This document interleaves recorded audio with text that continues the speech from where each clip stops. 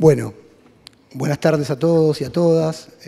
Realmente es un placer estar acá en Lima, una ciudad que realmente me gustó mucho y la otra vez que tuve una pequeña oportunidad también me impactó. Realmente valoro este tipo de experiencia que estamos transitando, compartiendo experiencias con otras inspecciones de trabajo y agradecer profundamente en nombre personal y en nombre de las autoridades del Ministerio de Trabajo y de la Inspección General de Trabajo, especialmente la subinspectora general, la invitación y todas las amabilidades y las atenciones que nos han dispensado en todos estos días. Van 2 y todavía nos quedan 2 días más para los talleres que hemos compartido con la calidez de la gente de Perú. Yo voy a hablar de la experiencia de Uruguay y más que nada en el tema de la modernización de la gestión con la utilización de herramientas informáticas y aplicaciones con el uso en sí de la tecnología. Antes que nada me gustaría hacer por una pequeña presentación de cómo está estructurada la Inspección de Trabajo de Uruguay. Todos venimos de realidades, si bien todos estamos en el mismo continente, todos tenemos nuestras particularidades, nuestros sistemas jurídicos, si bien tienen muchos puntos de contacto, también es verdad que todos tenemos particularidades que nos hacen distintos y para poder entender luego cómo utilizamos esas herramientas, me parece apropiado primero explicar un poquito cómo está estructurada la Inspección del Uruguay. La Inspección del Uruguay es un organismo, una unidad ejecutora del Ministerio de Trabajo y Seguridad Social, y su historia se remonta a los antecedentes al año 1915. ¿Por qué el año 1915? Si bien no estaba institucionalizada o estructurada como la Inspección General de Trabajo y la Seguridad Social, en el año 1915 el Parlamento dicta una ley, la ley 5.350, el número bajo corresponde también a la poca edad que tenía el país en ese entonces, donde se formó el primer cuerpo inspectivo para controlar la limitación de la jornada de trabajo de 8 horas. En 1915 el Parlamento establece la obligatoriedad de que la jornada laboral en Uruguay no podía sobrepasar las 8 horas de trabajo. Por esa razón y con ese cometido, para poder fiscalizar esa normativa, estableció un cuerpo inspectivo. Entonces, desde 1915 se dice que ya teníamos los primeros inspectores de trabajo, si bien no estaba instituida como Inspección General de Trabajo y Seguridad Social. Luego pasó por otros nombres, se formó como Instituto Nacional de Trabajo y Servicios Anexos y posteriormente, desde el 67, está bajo la nomenclatura de Inspección General de Trabajo y Seguridad Social. El marco jurídico son, como hoy decía en la disertación, en la videoconferencia, los convenios internacionales de la OIT 81 y 129 que fueron ratificados por Uruguay y fueron reglamentados por un decreto madre que reglamenta esas normas legales de rango legal, que es el decreto 680/97.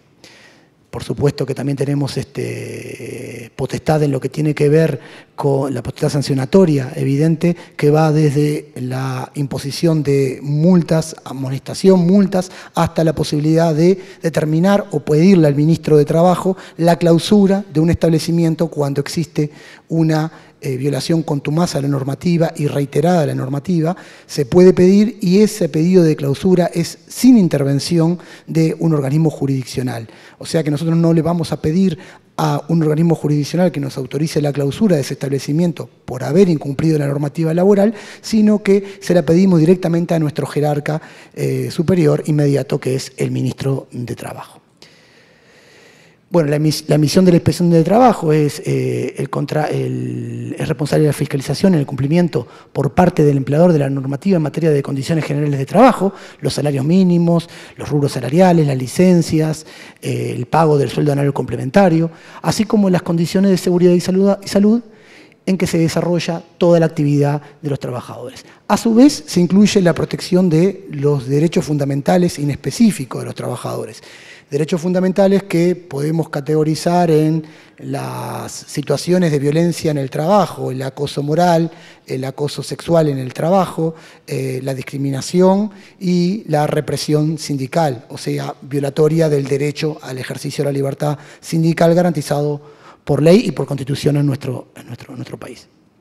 El organigrama, el inspector general es la autoridad máxima central con sede en Montevideo, la subinspectora general, en este caso subinspectora general, puede ser subinspector, la Secretaría de Asesores, y después tenemos bien diferenciados, perdonen, ahí. Bueno, no puedo sacar el puntero, pero si ven bien, tenemos la división condiciones generales de trabajo, la división condiciones ambientales de trabajo. No es una inspección generalista, sino que tiene una especialización. Quienes controlan la normativa laboral en materia de salarios y todo lo que tiene que ver con documentación y con la reglamentación del trabajo, como en el caso de la formalidad, es la división condiciones generales. Y los que controlan la otra segmento del cuerpo inspectivo que controla todo lo atinente a las condiciones de salud y seguridad e higiene en el trabajo es la división condiciones ambientales de trabajo. O sea que hay dos divisiones claramente definidas y es como dos inspecciones en una. Una inspección controla todo lo que tiene que ver con la normativa laboral, con el cumplimiento de los laudos y de los salarios mínimos por cada sector. En Uruguay hay un salario mínimo por cada grupo de actividad y dentro de cada grupo de actividad hay un salario mínimo por cada categoría. Hay más de 20 grupos salariales y cada grupo salarial tiene su subgrupo. Por ejemplo, el comercio es el grupo 10 y las panaderías, grupo 10.1. O que esa sería alimentación, pero bueno, cada uno está segmentado y cada uno tiene salarios mínimos por categoría. No es lo mismo la cajera que no es lo mismo que el maestro panadero, por ejemplo. Todo ese trabajo que hacen las dos divisiones cuando inician un proceso inspectivo termina siempre en un control de legalidad que hace la división jurídica, que interviene en todas las actuaciones de la división condiciones generales y las condiciones ambientales y es el que propone, ajustando las situaciones a la normativa, propone las sanciones que finalmente firma el inspector general o la subinspectora general de trabajo, sancionando a las empresas. O archivando el expediente porque no hay mérito para una sanción, o simplemente se intimó para la regularización, se regularizó y se entiende suficientemente instruido la actuación. Bueno, entonces las actuaciones que ya dijimos, a su vez tenemos el diálogo social tripartito, que en Uruguay en materia de salud y seguridad existen por ramas de actividad un diálogo social y unas tripartitas que se intervienen los representantes del empleador, los representantes de los trabajadores, de ese sector específico, por ejemplo la metalúrgica, viene el representante del empleador de la Cámara de Industrias y viene el representante del sindicato de rama de la metalúrgica y el Estado, a través de la inspección en este caso, para ver las particularidades de la actividad y las particularidades, los riesgos específicos de las actividades para proponer futuras reglamentaciones o mejorar las reglamentaciones ya existentes, que por supuesto existen, pero para mejorarlas y para ver la aplicación en el caso concreto y para ver los riesgos específicos de esa actividad. Ese diálogo social se elabora,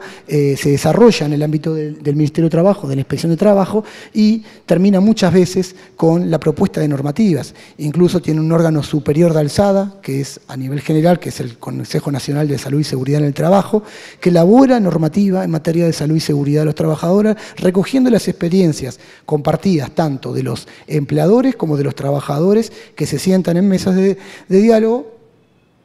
A veces no son tan diálogos, pero se trata de que sean de diálogos y se generan, y de todas las posturas se logra una síntesis y se logra formalizar una posible normativa. Pero vamos ahora entrando en el tema específico, porque vimos un poquito cómo era la inspección de trabajo en Uruguay, cómo estaba estructurada, cómo era su organización. Vemos cuáles han sido las reglamentaciones en materia de uso de tecnología en la gestión pública. ¿Por qué? Porque hay una reglamentación transversal. El Estado uruguayo reglamentó para toda la administración central cómo debe procederse con las herramientas y los procedimientos administrativos electrónicos. Es así que la AGESIC es el órgano que hablábamos transversal, es la Agencia para el Gobierno Electrónico y la Sociedad de la Información en Uruguay, es un organismo que asesora y fomenta todo lo que tiene que ver con el gobierno electrónico en todas las reparticiones públicas del Uruguay. Entonces, de la Administración Central. Este decreto permite hacer uso de los avances de la tecnología de la información y de las comunicaciones con el objetivo de mejorar la gestión, posibilitando que las entidades públicas brinden sus servicios en forma más efectiva, eficiente y transparente, que al fin y al cabo es a lo que debe proponer el uso de las nuevas tecnologías. Permite garantizar además la seguridad de la información y habilita la realización de trámites sin necesidad de desplazarse físicamente, lo cual redunda en un ahorro, tiempo y recursos públicos. El decreto, como dijimos, aplica a la Administración Central, o sea, la Administración Central son el Poder Ejecutivo en sí, los ministerios y la Presidencia, regulando el procedimiento administrativo electrónico, el expediente electrónico, las comunicaciones y notificaciones electrónicas y la seguridad de la información. Estos 4 puntos, estos 4 temas son el contenido de ese decreto, esa gran norma de procedimiento que regula todo lo que tiene que ver con el uso de las nuevas tecnologías. Y aquí tenemos fragmentados las aplicaciones. Entonces, aquí vemos para cada proceso que realiza la inspección, qué aplicaciones actualmente estamos utilizando. Entonces, hay que ver el proceso como un conjunto, como un todo. Entonces, vemos que se inicia un proceso inspectivo, se puede iniciar de oficio, como aquí también, pero se inicia muchas veces por medio de una denuncia. A su vez, la denuncia puede ser por, como dijimos, condiciones ambientales o condiciones generales, o puede ser también por una vulneración de los derechos fundamentales. La diferencia está en que en el primer caso está amparado por el anonimato de la denuncia, cuando estamos hablando de condiciones ambientales y generales, y en el caso de los derechos fundamentales, las denuncias son nominativas, por un tema de debido procedimiento, ya que ahí la inspección va a mediar y a ejercer una función jurisdiccional en el ámbito administrativo, determinando si la denuncia se ajusta a la verdad material, se ajusta, y en ese caso se sancionará al empleador, o no se ajusta. Entonces, para cada una de esas denuncias tenemos unas aplicaciones informáticas, que es el SGD, el Sistema de Gestión de Denuncias.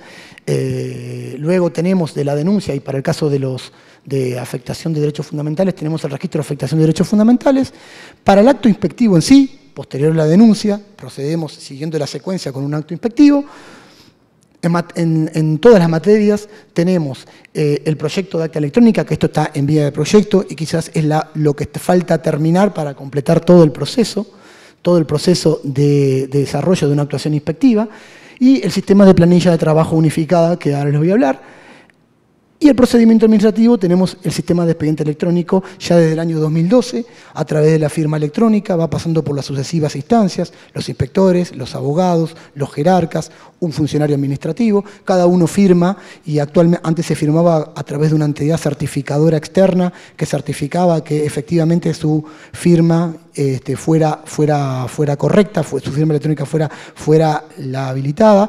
Ahora ya utilizamos la cédula de identidad con el chip.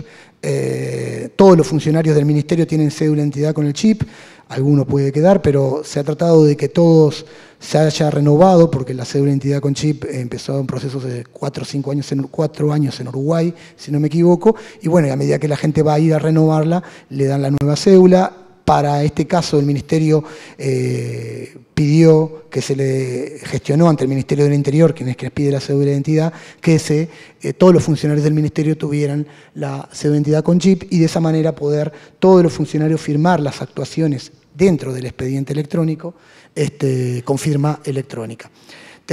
Y por último tenemos la notificación electrónica, el sistema de comunicaciones y notificaciones electrónicas y notificaciones, que realmente creemos que es un paso y puede ser un antes y un después en todos los temas de los tiempos administrativos, y que ya se está empezando a implementar, ya está funcionando, ya existen varias empresas registradas y ya han comenzado con las notificaciones. Ahora, cuando lleguemos, voy a decir una pequeña variante que tenemos con el sistema Argentina, pero en sustancia, por lo que escuché y por lo que ya había escuchado en otras veces, es bastante similar.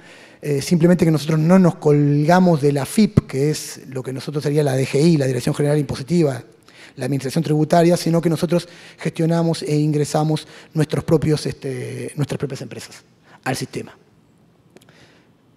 Sistema de gestión de denuncias es un sistema en el cual la funcionalidad que tiene es que la persona concurre a hacer una denuncia, en el caso de que es anónima, cuando es ante condiciones ambientales o condiciones generales, el trabajador concurre, denuncia a determinada empresa por lo que él entiende que son irregularidades, situación que después se tendrá que verificar, y eso se anota en un formulario electrónico. Ese formulario electrónico se toma, no los datos, no se individualiza, pero sí se toman datos específicos de todo lo que tiene que ver con las características de la denuncia, la dirección, el lugar, se puede adjuntar planos, cuando hacen un croquis a veces, porque hay que ver que muchas veces hay trabajadores en situación vulnerable, muchas veces no saben cuál es su empleador como razón jurídica, cuál es el nombre formal de la empresa, saben el nombre de fantasía, porque pueden estar en informalidad. Entonces, todos esos datos se incluyen y ya se determina cuáles son las denuncias. Por ejemplo, no me han abonado el salario anual complementario, el aguinaldo en fecha, no me pagan el salario en fecha, dentro de los 5 días hábiles del mes siguiente, en Uruguay hay obligación de pagar el salario, no me he tomado la licencia anual reglamentaria. Todos esos datos se pone lo que se va a fiscalizar y se hace un breve comentario en virtud de lo que quiera agregar la persona. Eso lo recibe una persona en todas las oficinas del país, en Montevideo y en las 45 oficinas del interior del país, recibe la denuncia, llena ese formulario y ese formulario automáticamente pasa a un validador. Ese validador lo remite al Inspector General de Trabajo y el inspector o la subinspectora general de Trabajo son los que determinan si la inspección se hace y no se hace. El trabajador se lleva una constancia y un número que lo va a habilitar posteriormente a entrar a la página del Ministerio y con ese número ver en qué resultó su denuncia. ¿Cuál fue el final de su denuncia? Si su denuncia terminó en un expediente administrativo y se le va a decir el número del expediente administrativo, o si su denuncia terminó siendo no contemplada, la orden de servicio no se realizó y se va a explicar por qué no se realizó. Muchas veces puede llegar a haber una denuncia que no está dentro de las competencias de la inspección. Entonces, como no está dentro de las competencias y de los cometidos de la inspección, la administración no puede hacer algo que esté más allá de su poder, justamente por los poderes que tiene la administración. Entonces, de esa manera, la persona se lleva y puede corroborar qué fue lo que pasó con su denuncia. En la mayoría de los casos se manda a fiscalizar, porque evidentemente hay un primer filtro que es que la denuncia tenga que ver con la temática nuestra. Quien recibe la denuncia, teóricamente, verifica que la denuncia tenga que ver con la temática del contralor y la fiscalización que realiza la Inspección de Trabajo, y posteriormente pasa al inspector. El inspector la autoriza, la valida, la pasa al coordinador de la división CGT o división CAT, y de esa manera se procede a hacer el acto inspectivo. ¿Cuáles son las ventajas del sistema? Primero, que se acortan los tiempos. Hay un plazo determinado para hacer la inspección dentro del departamento de Montevideo y un plazo un poco más extenso cuando es en el interior, por los traslados que tienen la mayoría de los inspectores, porque hay pocos inspectores radicados en el interior, la mayoría están centralizados en Montevideo o en la zona de Maldonado o Punta del Este. Una vez terminada la acción inspectiva, para cerrar esa orden de servicio, se tiene que hacer un informe, hacen un informe los inspectores simplemente diciendo de si no había irregularidades, que no se pudo constatar, por lo tanto se archiva la orden de servicio. Si constata irregularidades, labra el acta de hecho, y el acta de hecho adjunta en este sistema cuál es el número de expediente y adjunta escanea una copia del acta de hecho que queda agregado al sistema y al número identificatorio del sistema de denuncias. Esto habilita una búsqueda de información amplia. Muchas veces se quiere saber si ya no se fue a esa empresa, si ya no se hizo una inspección, por qué razón se había ido a esa empresa en otra oportunidad, y este sistema permite encontrar rápidamente por varios patrones de búsqueda el tipo de denuncia y la razón social, quién fue el denunciante, el número de expediente y otra vez. La verdad que... Bueno, este es el sistema, simplemente son capturas de pantalla de cómo es el sistema, que tiene todas las cosas. El registro de denuncias de afectación de derechos fundamentales. Aquí vamos al otro sistema de denuncias. Ya no son las denuncias anónimas, sino que son las denuncias que tienen que ver con vulneración de derechos fundamentales de los trabajadores y que no son denuncias anónimas, sino que son nominativas.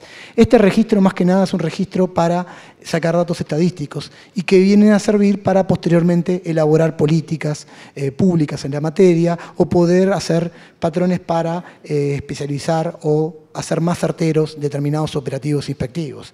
En realidad recaba datos, hace una pequeña encuesta, cuando alguien viene a denunciar, se presenta ante el funcionario de la Inspección de Trabajo, todavía no está operativo en el interior, y recaba determinados datos relativos a situaciones personales. Por ejemplo, recaba datos en raíz de su nivel sociocultural, recaba datos relativos a cuál es su consideración étnica. De esa manera, lo que se logra es después ver para determinados sectores de actividad quiénes son la población más vulnerable, para después poder elaborar políticas en la materia para poder atender esas situaciones de vulnerabilidad en determinados sectores de la población. Ese es la idea, el proyecto. En este momento se están recabando los datos a través de un formulario y los datos recabados no están identificados con el nombre de la persona, es una mera encuesta que se eleva al sistema informático y lo que hace es simplemente, se explica cómo se va a usar esos datos, hay una ley de protección de datos personales en Uruguay, se explica qué es a los efectos estadísticos. Esto es lo que ya dijimos. Estas son las dimensiones relevadas en ese formulario, en esa encuesta. Este es el formulario electrónico de esa encuesta, que se llena en una laptop la funcionaria de la inspección, releva todos los datos que dijimos. Y pasamos a la planilla de trabajo unificada. La planilla de trabajo unificada empezó a regir a partir del año 2017, de octubre de 2017. En Uruguay no existe la obligación de un contrato laboral. Pero desde décadas atrás, desde hace muchas décadas, existe la obligación de registrar las condiciones generales de trabajo que pacta el empleador con el trabajador en una planilla que llevaba al Ministerio de Trabajo y que debía renovarse anualmente. Todos los años tenían que concurrir las empresas y renovar esa planilla de control de trabajo. En la planilla están los datos básicos de la relación laboral. En los hechos hace las veces de contrato, pero de un contrato registrado ante la administración, en este caso ante el Ministerio de Trabajo, ante la Inspección General de Trabajo. Y lo que se logró en este último periodo fue la unificación. 10. 5 o 10. 10. Aceleramos entonces. ¿Qué es lo que fue lo que se logró? Se logró unificar. ¿Por qué? Esto más que nada fue una simplificación y utilización de la herramienta, las herramientas informáticas para también beneficiar a no solo los trabajadores, sino trataron de conciliar también que los empleadores tuvieran menos actividad burocrática. Antes venían y registraban todos los datos de la planilla de trabajo al Ministerio de Trabajo. Tenían que venir todos los años a renovar esos datos y a dar de validez esos datos. A su vez, registraban todos los datos similares, aparte de otros datos más, en el Instituto de Previsión Social, para las contribuciones de la Seguridad Social, o sea, en el Banco de Previsión Social. Se venía y a veces se duplicaban los datos. Dos organismos del Estado le requerían al empleador que registrara los datos para la Seguridad Social en un lugar y que registrara los datos para el control y fiscalización de la actividad laboral en otro lado, en el Ministerio de Trabajo y en el Banco de Previsión Social. Lo que se hizo aquí, por eso están las dos flechas que encaminan hacia un único lugar, es que hay una ventanilla única. Hoy en día la planilla se unificó y hay una sola planilla de trabajo unificada, está online, los empleadores con una simple clave entran al sistema del BPS, llenan los datos de condiciones generales de trabajo, llenan los datos que le pide el BPS, llenan los datos que le pide el Ministerio en una manera sencilla y amigable y de esa manera, llenando todos los datos que son básicamente la identificación del trabajador, la fecha de ingreso a la actividad laboral en la empresa, la remuneración pactada, no quiere decir que no tenga remuneración superior porque hágase horas extras, porque después recibe otro tipo de compensaciones o recibe viáticos de otro tipo o recibe, todo lo que tenga rubro salarial, pero se establece cuál es el salario pactado entre el trabajador y el empleador por esas 8 horas de trabajo. Se establecen los horarios, se pone qué horario va a cumplir, el descanso intermedio a qué hora lo cumple, cuál es el descanso intermedio y desde qué hora a qué hora, y cuál es el descanso semanal. ¿Qué días tiene descanso semanal? ¿Qué días o qué día y medio o qué día únicamente tiene descanso semanal? Depende cuál fuera el régimen, industria, comercio o servicios. Todo eso queda en la planilla de trabajo, unificada, y acá donde vemos que el empleador ahora va solamente ante el BPS y online registra todo y tiene la obligación de actualizar. Si me cambia la categoría laboral del trabajador o cambia el salario por alguna razón, por un aumento, no porque cambie el salario mínimo del sector, sino por un aumento, tendrá 15 días para registrar ese cambio en la planilla de trabajo. Si no lo hace, evidentemente tendrá las sanciones que establece el propio decreto 278, que fue el que reglamentó toda la unificación. Acelerando un poquito, esto simplifica el cumplimiento de las obligaciones por parte del empleador. El empleador no duplica sus registros y a través de una ventanilla única registra los datos requeridos para el control a las contribuciones de la Seguridad Social, competencia del BPS, Banco de Previsión Social, y los datos necesarios para fiscalizar la actividad laboral de sus dependientes, competencia de la inspección. Habilita todas sus modificaciones en línea, las cuales pueden estar actualizadas al momento en que concurre un inspector de trabajo a realizar un acto inspectivo. El inspector puede contratar in situ con la información actualizada de las condiciones contratadas, acordadas entre el trabajador y el empleador, a efecto de constatar en el momento si se ajustan a la verdad material que se encuentra fiscalizando. Si tiene registrado que el horario de descanso es desde las 1 de la tarde, desde las 13 a las 14, y lo encuentra trabajando ese horario, evidentemente no quiere decir que por esto vaya a acarrear una sanción, porque pueden deberse a múltiples factores, pero ahí va a haber una alarma para poder interrogar o para poder fiscalizar y ver a qué se debe que está trabajando, donde está registrado en su horario de descanso. El empleador en la Inspección General del Trabajo pueden acceder a través del sitio web del Banco de Previsión a la planilla de trabajo unificada, y los trabajadores pueden acceder también a esa planilla a través del empleador, quien se encuentra obligado a suministrar la misma cada vez que la pide un trabajador y por cualquier forma hábil y que sea compatible actualmente. Puede imprimírsela y dársela, o puede pasársela directamente el archivo al celular, al smartphone del trabajador, para que el trabajador pueda cotejar que sus condiciones de trabajo sean y se ajusten verdaderamente a la realidad. Acelero un poquito más. Esto es como queda en el formato PDF, ¿no? Y es la que visualizamos en el Ministerio. Varía un poco de la forma, los datos son los mismos, pero varía un poco la que visualiza el BPS y las empresas. Entonces ahí vemos que están el documento, el nombre del trabajador, la fecha de ingreso, el tipo de remuneración, si es jornalero o mensual, la fecha de nacimiento, el sexo, la categoría que desempeña, las observaciones de la categoría, porque puede ser que no esté determinada para ese grupo, el salario fijo, la remuneración base, y después los horarios. Horario, tipo de horario, día y horarios, la jornada, si es continua o discontinua, eso es por el tema de tipo de descanso. Y bueno, y otras observaciones que se quieran realizar. Por ejemplo, si provenía de otra empresa que les reconoce la antigüedad para el pago de la indemnización por despido en el momento que sea despedido. Todo esto pasa a un expediente, todo esto en el proceso de fiscalización, después de las inspecciones, pasa al expediente administrativo electrónico, que como dijimos, con la firma electrónica, y perdonen que voy muy rápido, pero así me lo piden, valida todos los actos posteriores. Cuando llega a jurídica, toma el expediente de un abogado, lo visualiza en PDF, se visualiza igual con expediente de papel porque se descarga en PDF, más allá que las actuaciones son en campos electrónicos.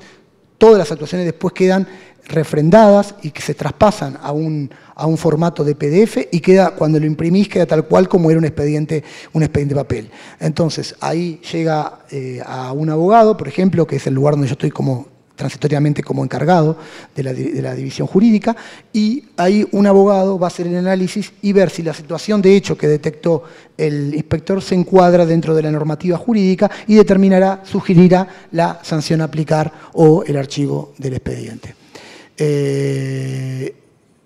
Seguimos, esto es una captura de pantalla de cómo se ve el expediente electrónico. Ahí vemos un expediente de una empresa, de condiciones generales de trabajo, de qué inspector es, que actuó, y en dónde se encuentra actualmente en división jurídica. Esto, como les decía, se despliega todo en PDF, y esta es la carátula del expediente, que no varía con las carátulas que estaban anteriormente.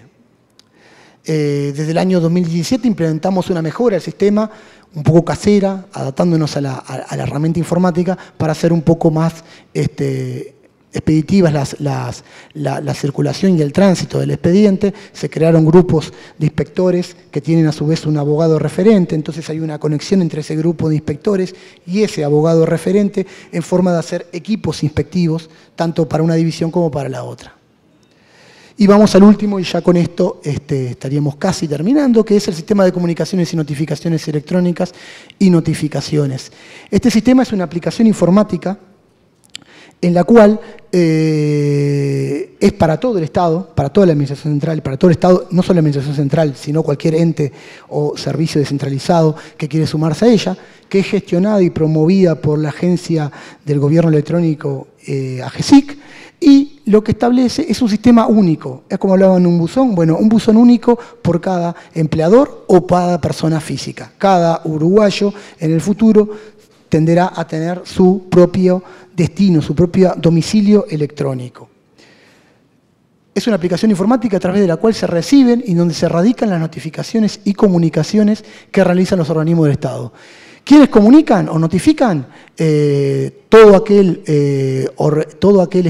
organismo de la administración que quiera hacer eso y que haya encontrado en el usuario su constitución de domicilio electrónico. Los beneficios son la optimización de los tiempos y por ende de los procedimientos administrativos, el traslado del funcionario notificador. El problema de la notificación era un problema tal cual como lo explicaron acá, la experiencia de Perú es y sigue siendo, porque esto está implementándose paulatinamente. A su vez, el destinatario no tiene que trasladarse a la oficina pública porque la notificación ya le envía copia del PDF de la resolución, podrá venir a ver el resto del expediente si quiere, si no lo tiene ya, pero le va a llegar la copia en PDF de la resolución. Brinda seguridad y certeza en cuanto a la efectiva notificación de un acto administrativo y su fecha de realización. Y este es uno de los principales beneficios.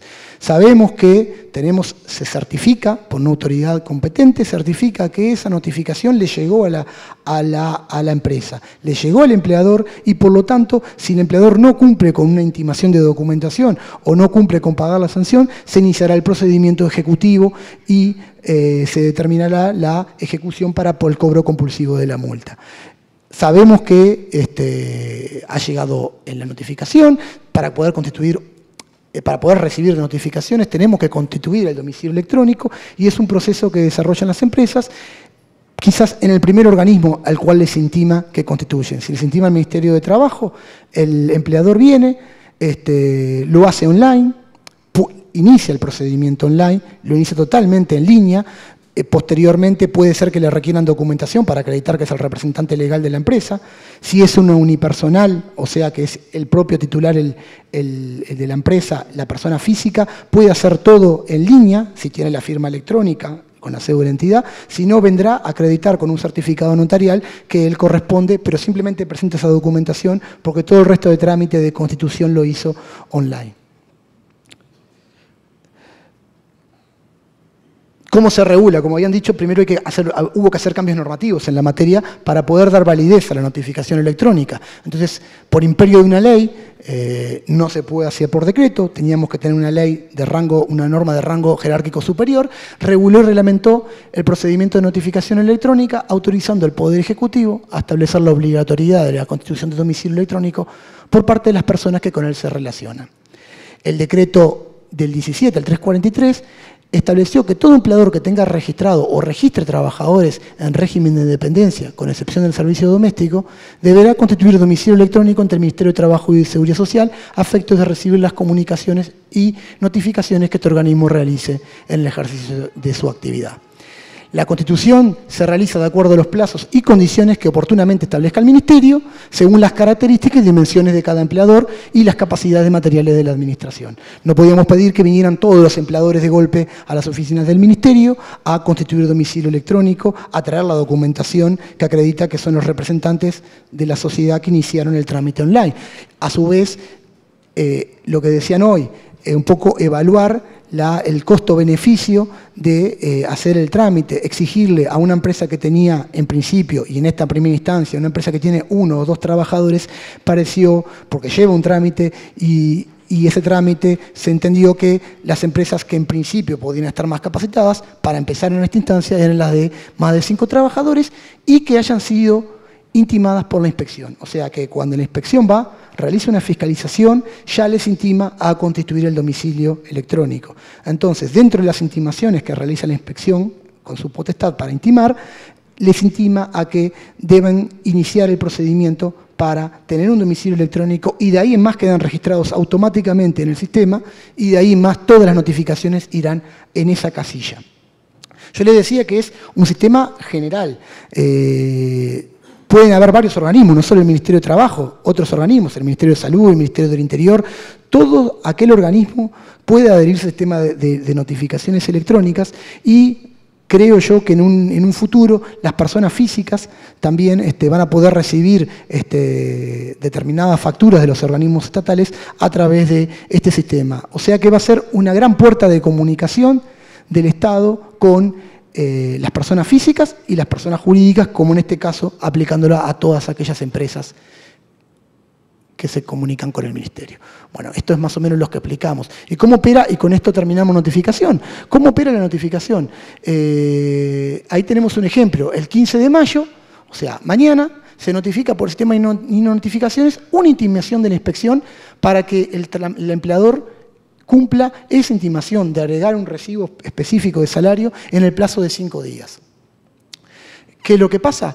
El 15 del 5, el interesado entra a su casilla, que opera en los hechos como un correo electrónico, aunque no lo es, la interfase y toda la visualización es como un correo electrónico. Entra a su casilla el 17 del 5. A partir de ahí empiezan a correr los 5 días que tenía de plazo para cumplir con la intimación.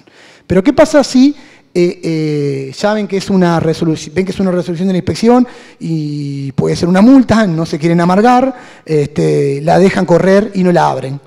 En ese caso, automáticamente a partir del 10º día hábil se lo tendrá notificado fictamente. O sea que a partir del 10º día es como si lo hubiera en los hechos abierto el día 31 de mayo y a partir de ahí, el 31 de mayo, le empezará a correr los 5 días hábiles para cumplir con esa intimación.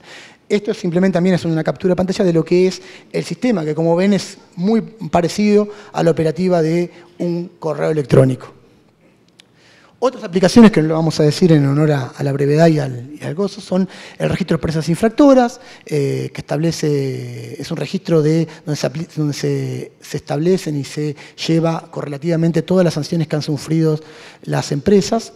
El Registro Nacional de Obras y Construcción y el sistema de accidentes que en los talleres de mañana y pasado podemos profundizar en él porque es un sistema muy útil no solo para ver cuantitativamente, sino para describir las características de los accidentes en general o dentro de un determinado sector de actividad. Por ejemplo, el sistema permite después sacar estadísticas y determinar que los accidentes en la industria de la construcción, cuántos accidentes hay por caída en altura, cuántos accidentes hay por un derrumbe, cuántos accidentes hay por X causa en cada uno de los sectores de actividad que tenemos relevados en nuestro país. Y después, los trámites en línea. Los trámites en línea, esto sí es general también de todo el Estado uruguayo, es un programa transversal integral cuyo objetivo es hacer disponible en línea el 100% de los trámites de la Administración Central a 2020, ampliando las vías que tiene la ciudadanía para vincularse con el Estado. Y estos son algunos de los trámites en línea que un usuario puede realizar con la inspección. Hoy en día, si ingresás a uno de los links, pero no vamos a ingresar, si ingresás a uno de los links, podés ir automáticamente a un trámite donde te explica en un lenguaje sencillo para el ciudadano, como explicaba hoy en la intervención que se está desarrollando con la experiencia, la formidable experiencia en Perú, se trata de un lenguaje sencillo donde se explica qué es ese trámite, por ejemplo, renovación del libro de registro laboral, que es otro documento que deben llevar los empleadores, qué es ese libro de registro laboral, quiénes están obligados a hacerlo, cómo hacerlo y por lo menos la iniciación del trámite en línea. Puede ser que todo el trámite no se pueda completar en línea y que el ciudadano tenga que venir en algún momento a las oficinas del Ministerio, pero podrá iniciar el trámite en línea y de esa manera podrá finiquitar. Este es como también captura pantalla de esa interfase, ahí explica qué es, Después explica de quién depende, dónde y cuándo se realiza el trámite, las consultas, y ven acceso en línea, y ahí hay un link que lo lleva a poder acceder en línea, iniciar el trámite, y ahí le explica cómo se hace también para que tenga unas instrucciones. Igual hay manuales, pero a veces los manuales no son muy... La gente, últimamente, es más de los tutoriales que de leer el manual. Y bueno, y esto es todo, y espero que les haya servido y que hayamos compartido la experiencia. Y bueno, estoy a las órdenes por cualquier pregunta o cualquier situación que ustedes quieran aclarar. Gracias.